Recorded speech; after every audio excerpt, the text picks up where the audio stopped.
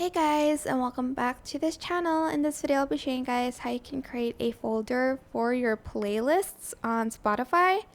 So to do that, you're just going to press the plus button and you're going to select create a playlist folder instead of create a new playlist. Then you can name your folder here by right clicking it and renaming the folder. For instance, you want to name it like favorites.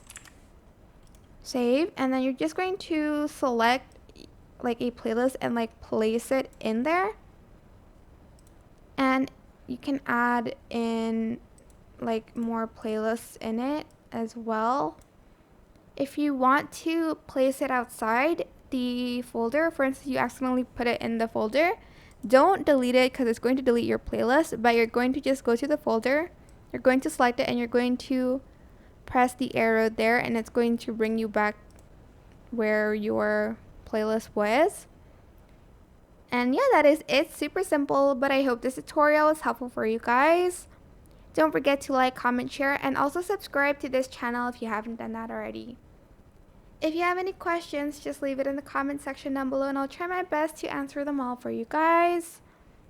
And if you found this video helpful, please click the thanks button above the description box down below. Thank you so much for watching. Bye.